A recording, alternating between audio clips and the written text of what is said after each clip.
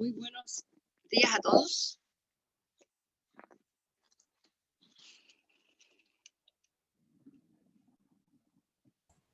Hola, profesora. Hola, hola. Buenos días. Muy buenos días.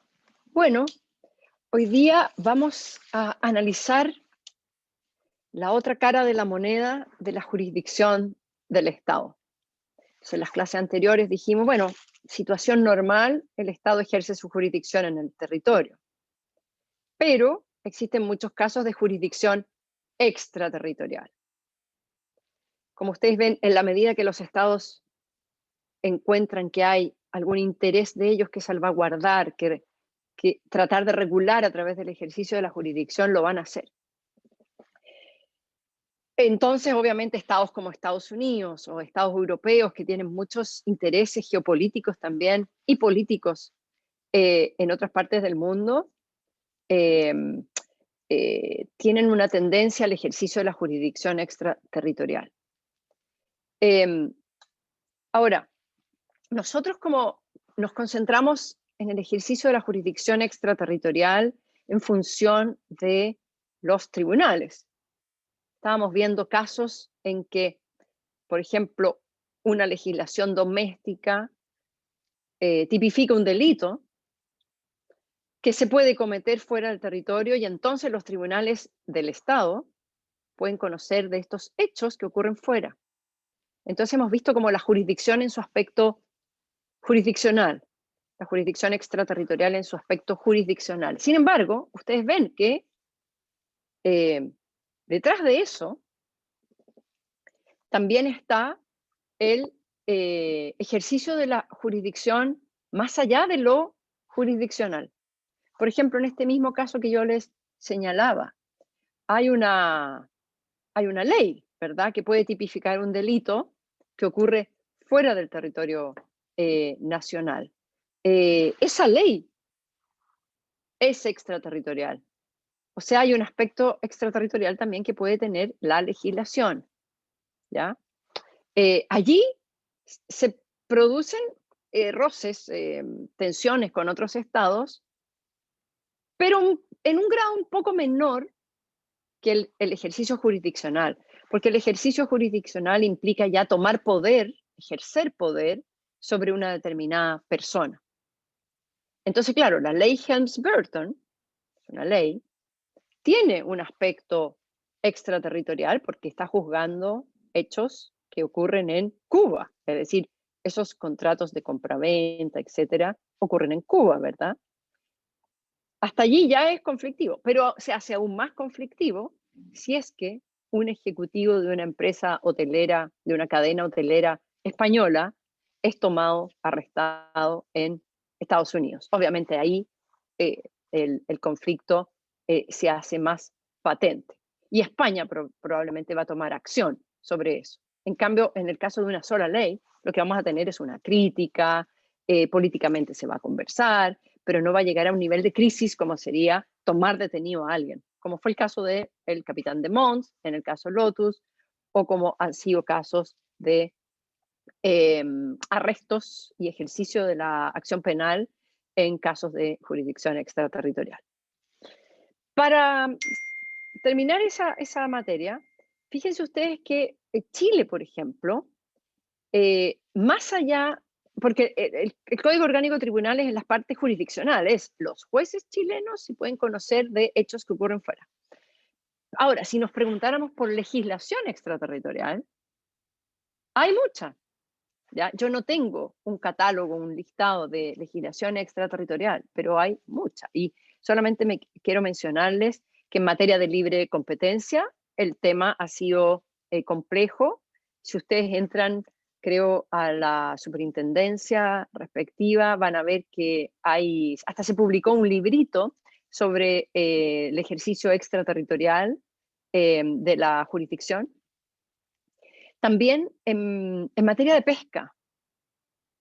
En materia de pesca, fíjense ustedes que nosotros tuvimos una diferencia con la Unión Europea en los años 90 o principios de los 2000, por el tema de que nuestra legislación contempla legislación extraterritorial para poder controlar, regular la pesca que se produce más allá de nuestras 200 millas. En las 200 millas, Chile tiene jurisdicción en materia de pesca. Eso es lo que señala la Convención de Naciones Unidas sobre el Derecho del Mar. Después de las 200 millas, el régimen jurídico que se aplica a las aguas es alta mar. Y en alta mar rigen las libertades del alta mar. Es un res communis, es decir, le pertenece a toda la comunidad internacional. Y una de las libertades del alta mar es la libertad de pesca. Así es que buques de cualquier bandera pueden pescar en el alta mar. Entonces ustedes ven toda la controversia que se suscita en nuestros países cuando la flota china pesca en la milla 201, ¿verdad? En alta mar, pero aledaña a la nuestra. Y eso es controvertido porque los peces, obviamente, no conocen los límites. Entonces los peces no van a saber que en la milla 180 va a haber probablemente una legislación que regula la pesca y que va a tratar de que el uso de estos recursos sea sustentable, es decir, que permita su reproducción. Los peces no saben que en la milla 201 no hay Dios ni ley, porque existe libertad de pesca y en principio no hay un ente regulador. Tendrían que ponerse de acuerdo los estados que pescan en alta mar para que voluntariamente ellos restrinjan su pesca para permitir el uso sustentable. Entonces el caso de la pesca en alta mar es el típico caso de la tragedia de los comunes, porque es difícil tener acuerdos cuando es más fácil ser un free rider, no tener ninguna restricción, diezmar los recursos que hay allí, no hay incentivo para acordar nada. Porque si acuerdo con alguien restricciones en cuotas de pesca, siempre va a haber uno que se queda fuera y que va a aprovecharse del hecho de que nosotros estamos restringiendo la pesca. Entonces, es por eso los mares en alta mar están diezmados y hay todo un esfuerzo de poder promover estos acuerdos. Bueno, Chile es un estado que se ve afectado por esta pesca no sustentable, indiscriminada, en el alta mar aledaño a sus 200 millas. Entonces Chile ve que hay un interés suyo que se ve perjudicado.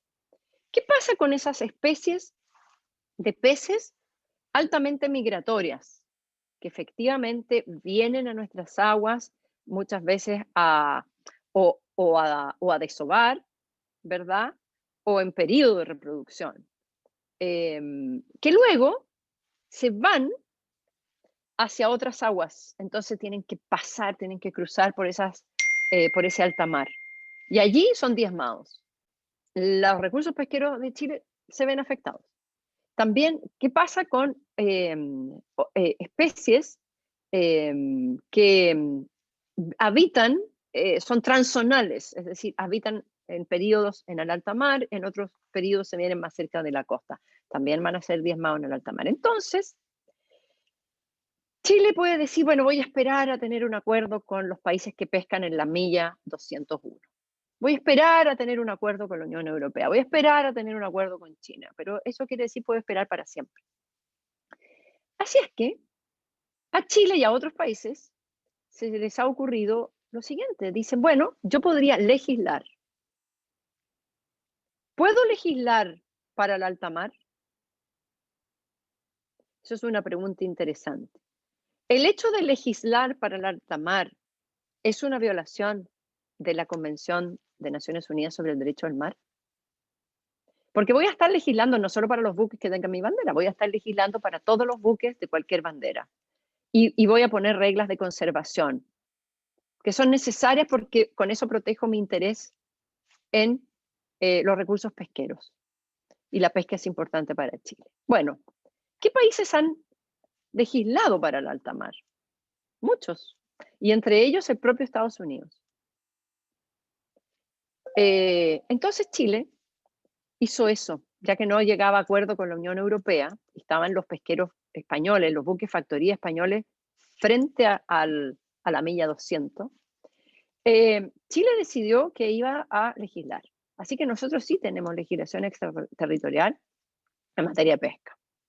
Ahora, la gran pregunta es, si tenemos también medidas extraterritoriales de enforcement de esa legislación, es decir, de aplicación de esa legislación por la fuerza. Y allí, claro, la cosa empieza a hacerse más complicada. Una cosa es legislar, otra cosa es detener un buque en alta mar y tratar de imponerle la legislación por el uso de la fuerza. Allí ya la cosa puede ser vista como que si Chile hiciera eso, interceptara un buque en el alta mar, lo fiscalizara y detuviera a su capitán por no cumplir las reglas de conservación chilena, de seguro eso es una controversia internacional y de seguro el argumento del país de la bandera de ese barco diría que es una violación de la Convención del Mar. Así es que Chile legisló, pero se abstuvo de ejecutar estas normas por la fuerza. O sea, se abstuvo de este enforcement. Y lo que ideó fue que lo que sí podía hacer era tomar medidas de fuerza, pero dentro del territorio chileno. Entonces, la legislación pesquera que estableció señalaba que esos mismos buques españoles, por ejemplo, que están pescando en la milla 210, después vienen a Chile. Igualmente después entran buscando un puerto chileno. Entonces llegan a San Antonio, llegan a Valparaíso. Y ahí Chile dijo, ahora este buque y el capitán están bajo la jurisdicción chilena. Ahora le aplico la legislación extraterritorial, poco como de Mons en el caso Lotus. Ahora le voy a fiscalizar la carga. Y si encuentro que efectivamente no ha cumplido las reglas de conservación, por ejemplo, una regla de conservación puede ser que solamente se pueden capturar especies que tienen un cierto porte, cierto tamaño, de tal manera de permitir que las crías, ¿verdad?, los peces jóvenes puedan llegar a la edad de reproducción. Entonces voy a pescar aquí, voy a tomar una muestra de la pesca de este buque, voy a ver que no calza con el tamaño mínimo, listo, sanción, porque no ha cumplido las reglas de conservación chilenas. Y esto fue importante porque estos buques factorías efectivamente usaban los puertos chilenos para descargar la captura, que va congelada, acuérdense que son buques factorías, congelada y envasada. Desde el puerto se iban al aeropuerto, tomaban un avión y de ahí derecho a España. Bueno, Chile entonces dijo, si usted no cumplió las reglas de conservación, no puede usar mis puertos y no puede circular por mi territorio buscando un aeropuerto. Y eso generó una controversia.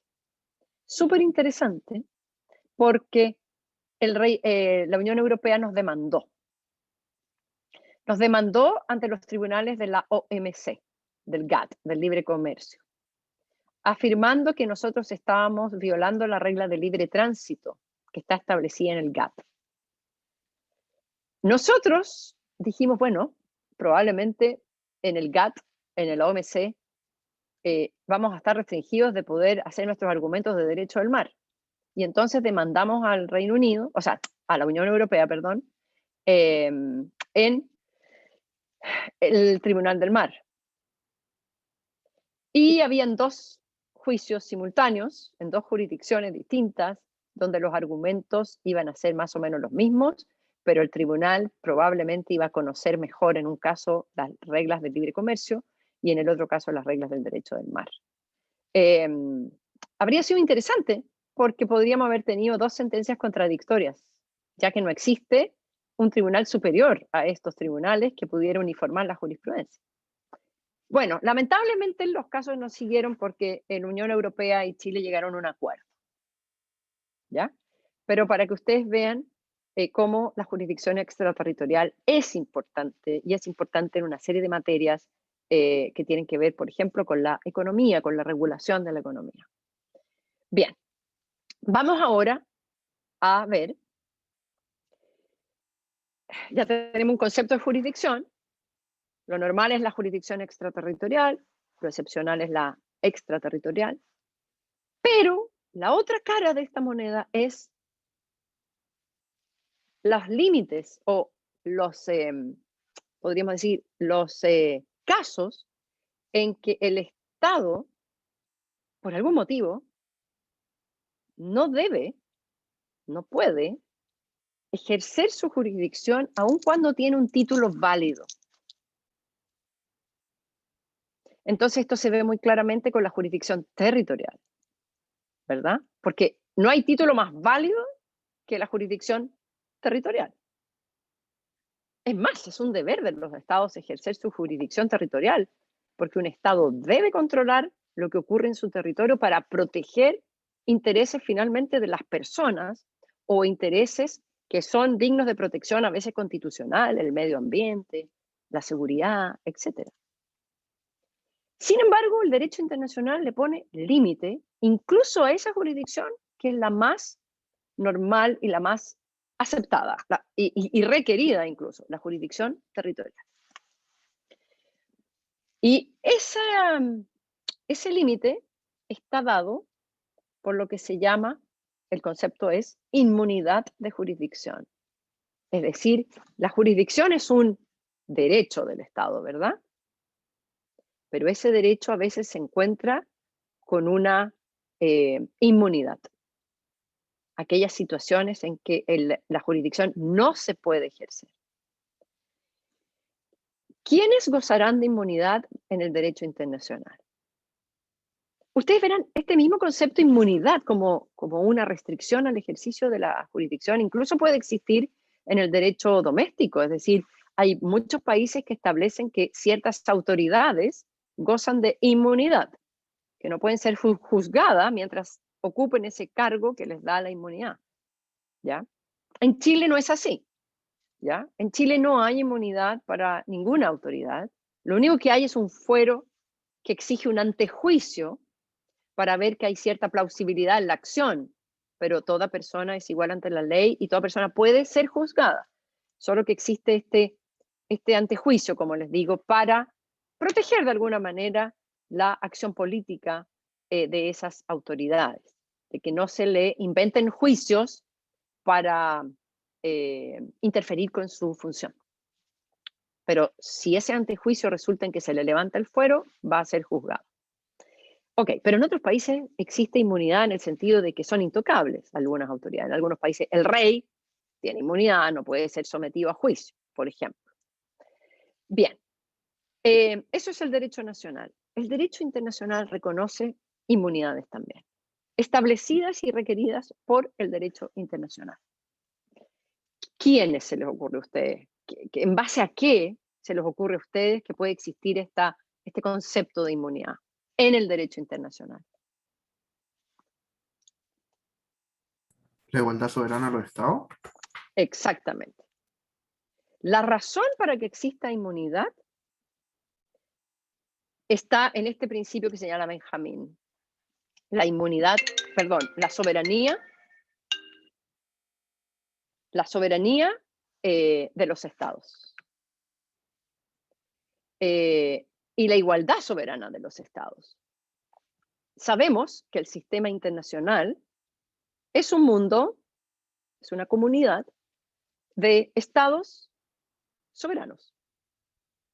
Y no hay un poder centralizado. O sea, arriba de los estados no hay una autoridad que pueda legislar para esos estados, por eso que no hay una fuente legislativa general, ¿verdad?, que cree normas para los estados. No hay un tribunal sobre los estados que tenga competencia para juzgar si violan o no violan el derecho. Si se quiere establecer un tribunal, va a tener que ser por voluntad de los estados, o sea, porque los estados quieren poner una autoridad sobre ellos que les decida y les solucione una controversia. Entonces, es un mundo de iguales, soberanamente hablando. Y eso quiere decir entonces que de ese principio se sigue que los tribunales nacionales de los estados no pueden juzgar los actos de otros estados, porque hacerlo sería afirmar tener poder sobre el Estado juzgado.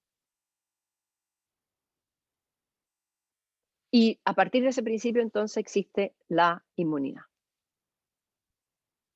Así que aquí nosotros podríamos decir que hay un principio fundante del derecho internacional.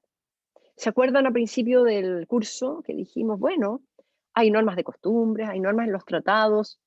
Esta parece ser una norma que deriva de un principio. Entonces, en ese sentido, parece ser como un fundamento constitucional, de carácter constitucional, en el derecho internacional. Sin embargo, también, como hay mucha práctica, también se puede decir que existe como regla consuetudinaria. Es decir, si yo en un tribunal tuviera que probar que existe esta regla, diría, mira, es un principio fundante, pero en todo caso es muy consistente la práctica que existe en esta materia. Bien, esta es la inmunidad. Entonces, ¿quién goza de esta inmunidad? El Estado goza de esta inmunidad. Ahora, el Estado es una persona jurídica, es una ficción. El Estado no anda pensando, el Estado no tiene manos, no tiene pies.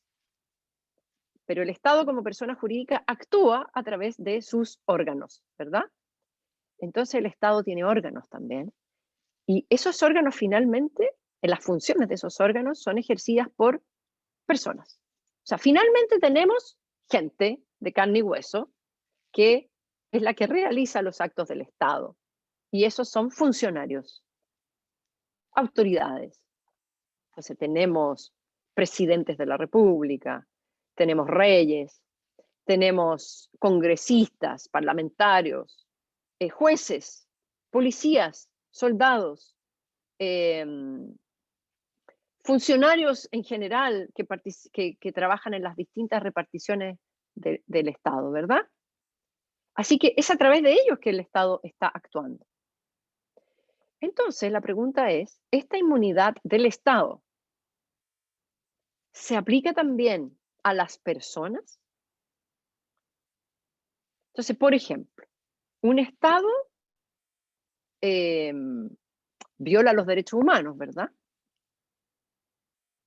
Pero ¿quién físicamente, materialmente viola los derechos humanos? Supongamos los casos que veíamos en las clases pasadas. El ejército holandés es cómplice de un genocidio, de una matanza de muchos hombres en los Balcanes. Cada uno de esos miembros de ese grupo de soldados que fue cómplice, podríamos decir que tiene una responsabilidad. Supongamos que los queremos juzgar porque lo que realizaron es un delito. Haber sido cómplice de este genocidio los hace responsables de un delito. ¿Puedo juzgarlos? ¿Puede el tribunal del lugar donde se cometió el delito juzgarlos?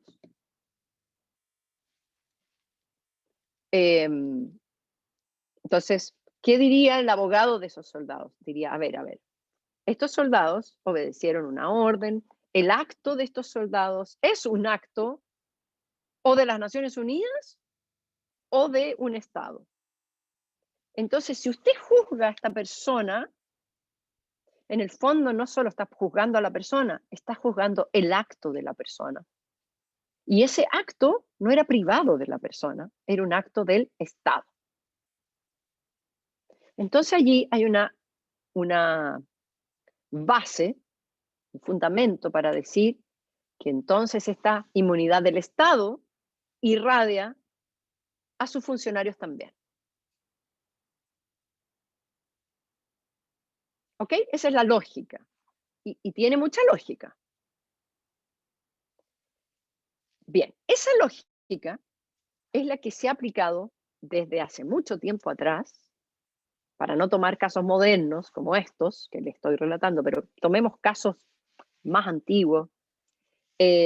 Lo típico en las relaciones internacionales era considerar a unos funcionarios muy particulares como los representantes más claros de que los estados realizan actos fuera de su territorio a través de representantes suyos y que es necesario proteger el acto del representante, pero también la persona del representante, como representante del Estado. Y esos funcionarios, ¿quiénes creen ustedes que son? Que desde tiempos inmemoriales representan al Estado en el exterior. Los Del embajadores. interior.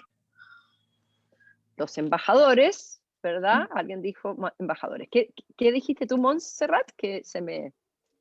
No, yo dije embajadores. Bien, los embajadores. Yo le preguntaba si los ministros del interior igual o no. Bueno, los de interior no, porque en general los ministros de interior están para mirar el interior, para la seguridad interior. Pero sí un ministro que se supone que viaja por todo el mundo y representa al Estado en el exterior, que es el ministro de Relaciones Exteriores. Relaciones exteriores. Exacto.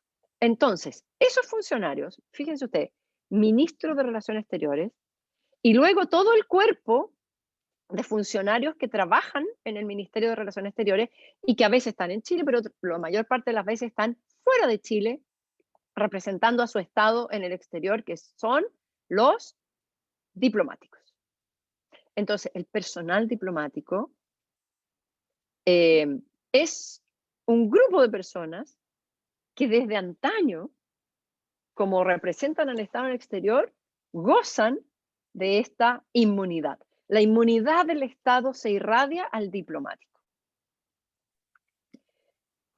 Bien, ahora, Profesora, tenemos dos tipos, ¿sí? eso ¿Senjin? eso de la inmunidad de los diplomáticos, eso hace tiempo, ¿cómo se probaba? Que a mí me habían contado que en la época de Kublai Khan, es el chino mongol, mandaba como una etiqueta diciendo si tocas a un diplomático te voy a despellejar. ¿Eso también Bueno, también era como protección diplomática? Bueno, lo que pasa es que, si se dan cuenta, esto de las relaciones diplomáticas antecede a la creación del Estado-nación como lo conocemos hoy. De hecho, cuando uno mira, a ver, y se pregunta y dice, reglas internacionales de antaño, tenemos varias cosas ahí. Una, la definición de tratado, porque los imperios, los reinos, celebraban tratados. Entonces uno podría decir, ¿de cuándo es el tratado más viejo? Mira, es del año 1000 antes de Cristo, ¿ya? Pero no existía el Estado-Nación, entonces no existía el derecho internacional como tal. Pero eran formas de comunicación y de compromisos entre reinos independientes. Y las relaciones diplomáticas también. Es decir, diplomáticos hemos tenido desde antaño. ¿Por qué? Porque estos grupos de personas, comunidades, que necesitaban negociar con otro grupo de personas o comunidades, necesitaban mandar mensajeros, necesitaban mandar representantes para poder negociar. Y eso habría sido imposible si hubiera existido el temor de que mi representante va a ser asesinado. Por eso, entonces, había estas reglas y al principio debe haber sido por la fuerza, debe haber sido como la amenaza de la que nos habla Senjin. Mire, te voy a mandar un mensajero. Si algo le llega a pasar a esta persona, no va a ser un homicidio normal, no va a ser una persona. Yo te voy a destruir. O sea, tenía que ser una amenaza muy grande. Pero no podían las relaciones internacionales, o sea, las relaciones entre estas comunidades estar siempre dependiendo de la amenaza. Entonces se fue creando esta regla de que, ok, de buena fe, si llega un representante del pueblo de al lado, garantizo que no le va a pasar nada. Porque además, esto es quid pro quo. Si matan a mi representante un día, ¿qué certeza puede tener ese pueblo vecino de que yo no lo voy a matar a su propio representante? Y así empezó el tema de la inmunidad. Y hoy día subsiste. Entonces hoy, personal diplomático y los funcionarios que representan al Estado en el exterior gozan de inmunidad. Entonces, esto también aplica, eso está muy mal dicho. Perdona, que me enojé conmigo mismo, porque ayer estaba yo hablando con alguien diciéndole, oye, ¿has visto cómo la gente usa el aplica? Como si fuera applies del inglés. Esto es Spanglish. Aplica no se debe usar así como lo acabo de usar yo ahora. ¿Ya? No, uno tendría que usar otra palabra.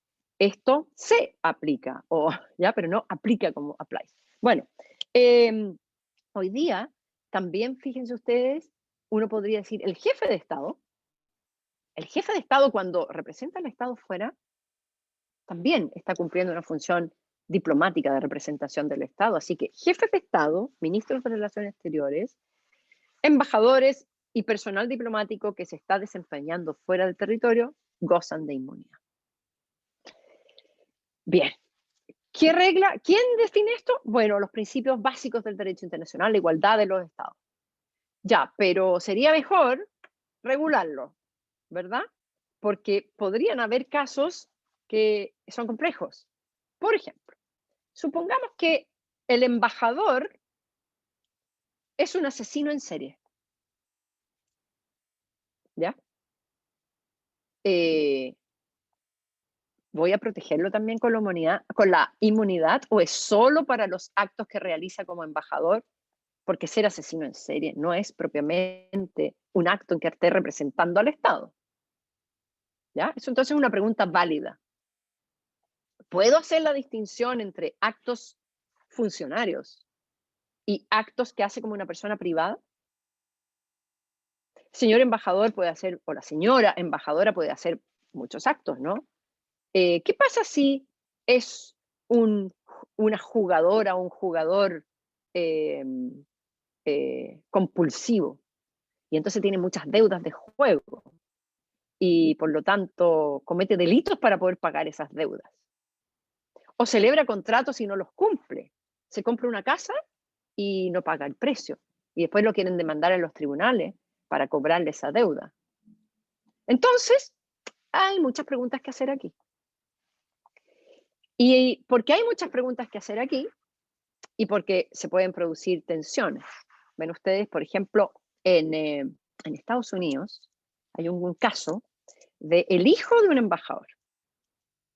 Porque hoy día la regla se aplica al embajador y también a toda su familia.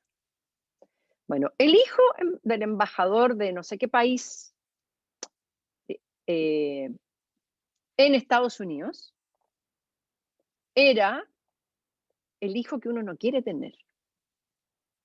Era alcohólico, era drogadicto, era una persona que no tenía límites. Entonces salía en el auto de la embajada, andaba a 500 kilómetros por hora, había cometido atropello, cometía delitos. Entonces, terrible.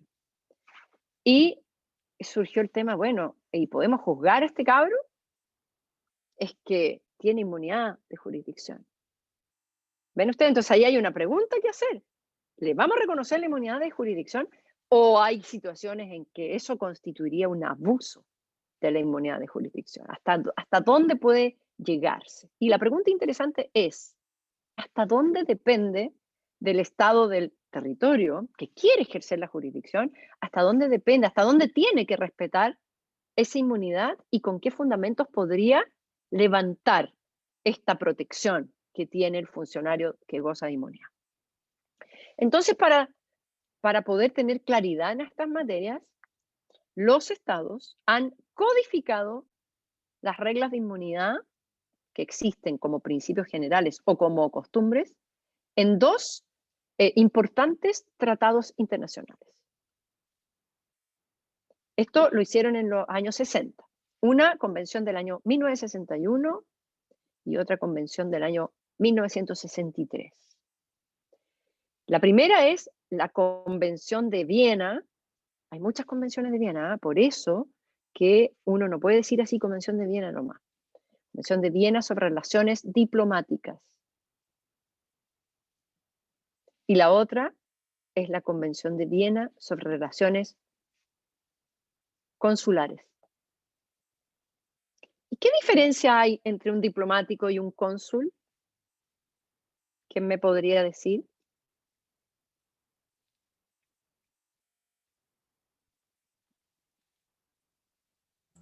¿El cónsul puede no ser, ser del cuerpo diplomático? Pero el embajador también puede no ser del cuerpo diplomático, ¿verdad? Hay muchos embajadores políticos y no son del cuerpo diplomático, son de la carrera diplomática. Bien, la diferencia está en la función. ¿Alguno de ustedes ha tenido que recurrir a un cónsul en el extranjero? Ya, Sí, Paulina me pregunta, ¿y cuáles eran los tratados? Ya, la Convención de Viena sobre Relaciones Diplomáticas, la Convención de Viena sobre Relaciones Consulares, esas dos, ¿ya? ¿Alguno ha tenido que recurrir a un cónsul porque le ha pasado algo malo cuando han estado fuera de Chile? yo he tenido que ir al cónsul, al consulado. ¿Qué te pasó, Paulina? Tener que sacar renovar el carnet en el Ya, extranjero. porque se te había vencido, Sí, claro. Entonces fuiste al consulado de Chile, ¿verdad? sí, Y ir al consulado de Chile era como ir al registro civil, pero fuera de Chile. sí. Claro, ¿verdad? Muy bien. ¿Alguien más ha hecho algún trámite en algún consulado alguna vez? ¿Alguna vez lo han asaltado, se le perdieron todos los documentos, tuvieron que ir a sacar pasaporte, decir no tengo plata, por favor ayúdenme? En Argentina a nosotros nos robaron los documentos y tuvimos que sacar documentos provisorios para salir del país. Claro, ¿ven? Perfecto. Entonces, la función consular, la representación del Estado consular, tiene que ver con brindar protección y ayuda a los nacionales en el extranjero. Entonces, esa es la función consular. La representación, podríamos decir así, o brindar protección, brindar ayuda, etcétera, a nuestros nacionales, los que tienen un vínculo de nacionalidad con Chile. Eso es lo que hace el consulado. Y ustedes ven que hay dos cosas cuando uno está afuera, a veces en un mismo edificio, pero uno dice, uno llama por teléfono y le dice, no, usted llamó a la embajada, pero lo que usted necesita es hablar con el consulado, le voy a dar el número del consulado. Entonces uno dice, pero ¿cómo? ¿Embajada, consulado, son cosas distintas? Sí, son cosas distintas, por esta distinta función. En cambio, la embajada, la representación diplomática del país, ¿a quién representa? Representa al país. Es la representación política, podríamos decir, del país en el extranjero. Por eso que hay embajada y hay consulado. Y cuando a uno se le pierden los documentos, va al consulado. El cónsul es una especie de notario, es una especie de oficial de registro civil. Todo en el extranjero. Ustedes ven, se inscriben, si nacen de una pareja chilena, nace un hijo o hija de ellos dos, lo pueden inscribir en el consulado para que tenga nacionalidad chilena. Se inscriben los matrimonios, uno puede ir a otorgar un testamento, si es chileno, al consulado, y protegen. Si un chileno o chilena es juzgado por los tribunales del Tribunal Extranjero, fíjense, en la Convención de Relaciones Consulares hay una obligación de los estados del territorio a notificar inmediatamente al consulado de esa persona para que ese consulado le pueda brindar asistencia judicial. Josefa. Profe, ¿qué pasa con el caso, por ejemplo, de los chilenos en Malasia que lo iban a juzgar con pena de muerte? Por ejemplo, ¿quién tenía que preocuparse de estos jóvenes que estaban siendo objeto de un juicio penal en Malasia y de que se respetaran sus derechos procesales y que el juicio se hiciera conforme a debido proceso y de ponerles un abogado, el consulado chileno? Ahora, hay veces que no hay consulado chileno en todas partes. Chile no tiene consulado en todas partes. De hecho, Chile a veces no tiene cónsul funcionario. Habrán escuchado hablar ustedes también de que existen los cónsules honorarios. Eso es cuando el Estado no tiene una representación consular formal y entonces un nacional de ese país presta en parte los servicios de cónsul, pero es un nacional de ese país. Por ejemplo, imagínense un país bien lejano. Me imagino que en Nauru no tenemos a lo mejor cónsul. Bueno, a lo mejor hay un ciudadano de ese país que tiene algún vínculo con Chile y él realiza esta labor de cónsul honorario. Otras veces tenemos consulados en un país, pero que se pueden desplegar en varios otros países, o sea, como un cónsul concurrente, ¿verdad? No sé si es el nombre específico, pero un cónsul que ejerce en distintas partes y entonces puede viajar hacia otros países. Además, los consulados, hay países donde tenemos consulado en distintas ciudades, no solo un consulado, porque son países muy grandes. Entonces, normalmente los consulados están en la capital. Por ejemplo, en Holanda está en Ámsterdam, ¿ya? Pero la embajada está en La Haya.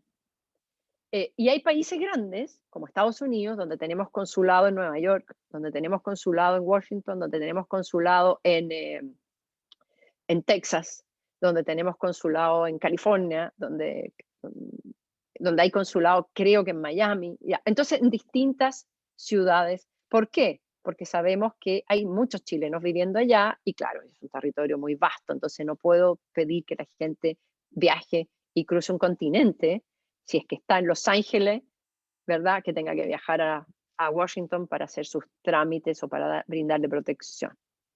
Bien, esos son los cónsules. Y esa es la diferencia con las representaciones diplomáticas. ¿Por qué dos convenciones distintas?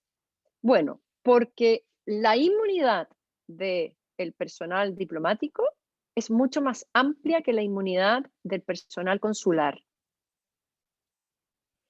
Los cónsules y su familia solamente tienen una inmunidad funcional, es decir, asociada a la función.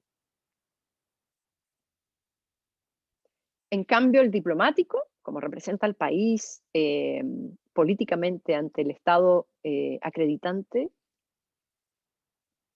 ante el Estado, perdón, no acreditante, del territorio, ante el Estado territorial, ante el Estado anfitrión, goza de inmunidad absoluta en principio, en materia penal, y una inmunidad muy amplia en materia civil. Y lo mismo su familia. ¿Su familia? ¿Qué se entiende por su familia? Bueno, su cónyuge y sus hijos menores de edad. Y no solo menores de edad, creo que hijos que estén a su cuidado, por lo tanto se entiende también hijos que están estudiando hasta los 24 años, así como las ISAPRE. ¿Ya? Ok. Entonces, está regulada en un tratado de la inmunidad. Se supone que muchas de las reglas que están ahí son codificación del derecho consuetudinario. ¿Por qué inmunidad absoluta en materia penal? Uno diría, entonces el hijo del embajador de, ¿cómo se llama ese caso? Avicinito se llama el caso, en Estados Unidos, de este loco que cometía tantas fechorías. En materia penal, en principio él tenía inmunidad absoluta, fíjense, por ser el hijo del embajador. Hubo un caso en Chile, ¿se acuerdan? Hay una denuncia de violación en el colegio alemán. No sé si leyeron, eso fue hace unos años atrás. Entonces, hay una violación en una fiesta que involucra a unos hijos de funcionarios de la embajada alemana. Eso es un tema penal. ¿Qué ocurrió? Bueno, estos jóvenes salieron de Chile, pero además estaba el tema de la inmunidad. No podrían haber sido juzgados en Chile por el tema de la inmunidad. Entonces la inmunidad es algo de repente bastante criticable, ¿verdad? Uno dice, pero ¿cómo? ¿Hay gente impune? ¿Hay gente que puede cometer delitos, pero por ser hijo de un embajador es impune? ¿Puede hacer lo que quiera? ¿No hay Dios ni ley? Entonces, claro, la inmunidad genera una crítica bastante, podríamos decir, justificada. La respuesta a esa crítica es que la inmunidad no es lo mismo que impunidad. Que no se trata de que la persona no pueda ser sometida a juicio, pero no puede ser sometida a juicio en el país extranjero. Pero debe ser sometida a juicio en el país del territorio. Entonces, claro, para poner el ejemplo de la denuncia que había de violación contra estos hijos de funcionarios alemanes, la respuesta de la Embajada Alemana es, bueno, ellos pueden ser juzgados en Alemania. Ok, pero la víctima, juzgar o querer o perseguir un delito fuera del territorio para una víctima puede ser algo imposible. ¿Voy a ir a Alemania a contratarme un abogado? ¿No voy a poder estar encima de mi juicio? ¿Cuánto me sale eso?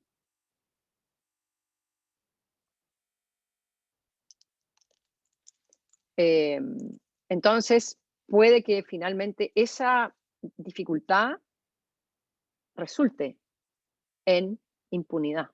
¿Ven ustedes? Así es que por eso hay una crítica grande a la inmunidad. Entonces uno dice, ¿pero qué? ¿Pero cuál es el origen de esto? Y el origen de esto es antiguo, como ya les expliqué, y tiene que ver con, porque uno diría, bueno, pero ¿por qué?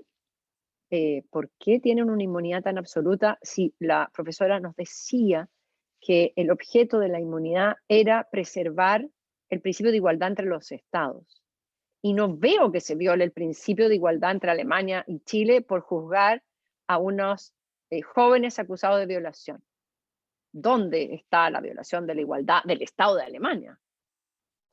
Entonces el origen es que el representante del Estado en otro país tiene que verse totalmente libre, tiene que ser libre totalmente de poder ejercer su función. Y esto es histórico, me imagino yo.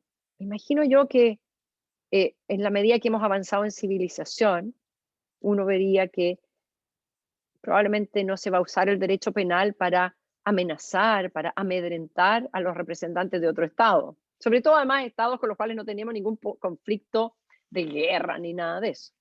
Pero claro, en antaño había muchos conflictos entre estados, guerras que duraban 100 años, ¿verdad? Complots, envenenamientos, etcétera, a los funcionarios diplomáticos de otros estados. Engaños, etcétera. Entonces imagínense ustedes viviendo, no sé, viviendo en Venecia, ¿ya? Entonces allí el tema era el siguiente. Para poner fuera de juego al embajador de este otro reino, yo lo voy a amenazar. ¿Y qué manera más fácil de amenazarlo que amenazarlo con mi derecho penal? Y también lo puedo amenazar indirectamente, no a él, sino que puedo inventarle un delito a su familia y puedo poner preso a toda su familia y entonces quebrar el corazón del embajador que va a tener que subyugarse a lo que yo le estoy pidiendo. ¿Ven? Entonces, ese es el ambiente en que surge esta idea de la inmunidad. Uno diría, bueno, pero es que ahora ya no, porque ahora es claro que Chile, si juzgara por violación a estos hijos de funcionarios diplomáticos, no lo está haciendo, dirían ustedes, para amedrentar a Alemania y obligarlo a firmar un tratado. ¿Ya? Entonces aquí hay algo que el derecho internacional, creo yo, debería revisar. Gabriel. Hola, profe. Hola. Mi duda es, ¿qué pasaba en épocas donde ya había un desarrollo más avanzado del derecho internacional, pero igual habían como prácticas de ese estilo, como por ejemplo los espías en época de Guerra Fría? ¿Qué pasaba, no sé, si descubrían a un espía soviético en Washington o viceversa? ¿Cómo se les juzgaba? ¿Qué pasaba ahí? Claro, los espías no tienen inmunidad, ¿ya? En principio. Es decir, no hay inmunidad para espías, porque el espía normalmente está cometiendo actos ilícitos dentro del país, ¿ya? Está interceptando llamadas, está enterándose, está violando el secreto que debe existir de documentos públicos, los está fotografiando así con su lápiz que tiene una cámara, ¿ya? Está llamando por teléfono a través de su zapato, etc. ¿Ya? Así como el superagente 86, que obviamente ustedes no deben conocer. Bien, entonces, pero les dejo la tarea, pueden buscar en Google superagente 86. Los espías, el espionaje es una actividad que normalmente va a hacer incurrir en las personas que espían en delitos. Así que no tienen inmunidad. Entonces, aquí viene un tema. Si yo soy un Estado y quiero tener una espía, ¿cómo garantizo que no pueda ser juzgado en ese país donde está cometiendo el espionaje? Bueno, a lo mejor una buena parte de los espías son funcionarios diplomáticos. Entonces ustedes pueden ver películas en que ustedes van a ver que los espías funcionan en la embajada y que tienen a veces rango diplomático. ¿Alguno de ustedes ha visto Homeland? No han visto Homeland. Bueno, yo les recomiendo que vean Homeland porque es muy buena. Tienen 8 buenísimas temporadas que ver. Y efectivamente ahí la historia es de una agente de la CIA, ¿ok? Y todas las distintas temporadas ocurren en países donde Estados Unidos, bueno, tiene conflictos, ¿no? En Teherán, en Afganistán, etc. Y uno ve ahí que los funcionarios de las embajadas trabajan codo a codo con los funcionarios de la CIA. Que el funcionario de la CIA, cuando se va a trabajar a esas embajadas, tiene algún puesto diplomático. ¿Ven ustedes? Entonces, ahí está el tema de la inmunidad. ¿Ya? Y eso es porque los espías como tales, obviamente, además que ni un Estado va a reconocer, sí, tengo un espía, así que por favor no me lo juzguen, ¿no? No se puede. Bueno, entonces, tenemos estas dos convenciones. Pero estos son los funcionarios que tienen estas inmunidades. Los diplomáticos tienen inmunidad absoluta en materia penal y en materia civil también, pero con algunas excepciones, ya que ustedes las pueden leer en la Convención de Viena sobre Relaciones Diplomáticas. Por ejemplo, todo lo que tiene que ver con cuestiones de derecho sucesorio, en el que el embajador tenga algún tipo de conflicto civil, no están cubiertas por la inmunidad, tampoco juicios civiles que tengan que ver con contratos privados que celebre, etcétera, no están cubiertos, o cuestiones con el ejercicio de la profesión, porque hay veces que hay diplomáticos que efectivamente también ejercen su profesión, no sé, y ahí está regulado. Los cónsules es una inmunidad funcional. Pero la gran pregunta es, ok, perfecto. ¿Y otros funcionarios del Estado? Porque estos son los diplomáticos, pero ya vimos que está el ministro de Relaciones Exteriores, y está el presidente, y está el jefe de Estado, ¿verdad? Y está el jefe de gobierno, etcétera. Entonces, ¿qué pasa con ellos? No están codificadas sus inmunidades en estos tratados. Entonces hay todo un ámbito donde uno va a tener que volver al derecho consuetudinario y decir, bueno, no está codificada, pero obviamente como representantes del Estado tienen la misma inmunidad del Estado. Entonces la pregunta es, ¿y esa inmunidad es absoluta o no es absoluta? Bien. Y en todo caso, en todos estos casos, estamos hablando de la inmunidad del Estado. ¿Ya? Y aquí viene un súper tema. Ok, y la inmunidad del Estado como tal, como persona jurídica, no está regulada, bueno, no estaba regulada en un tratado de estos años, de los años 60. Pero el Estado es una persona jurídica que también podría ser objeto de juicios en el extranjero.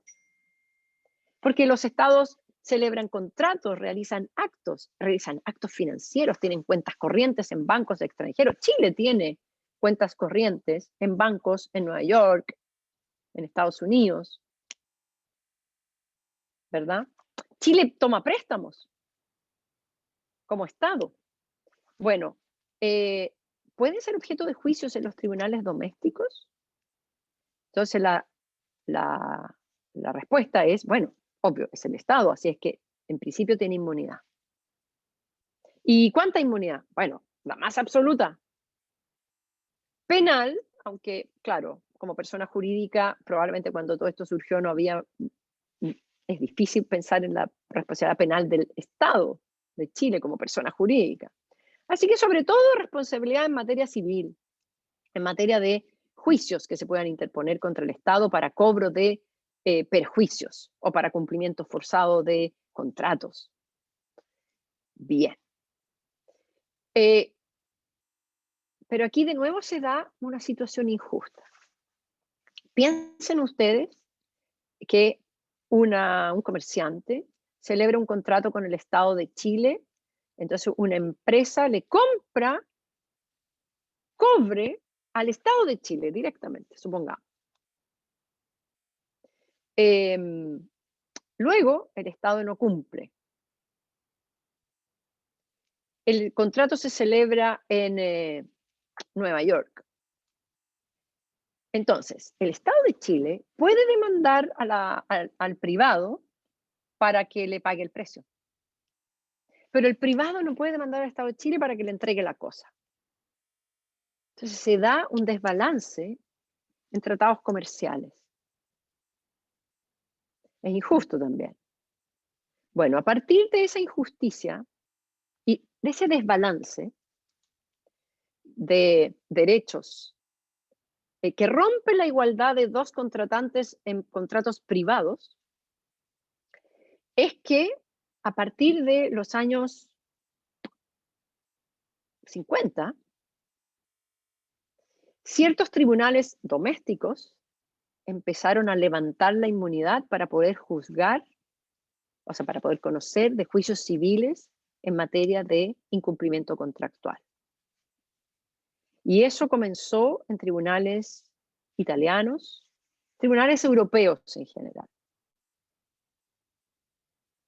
Y hoy día tenemos una noción distinta de la inmunidad absoluta, porque en materia comercial, hoy día la regla es una inmunidad restringida.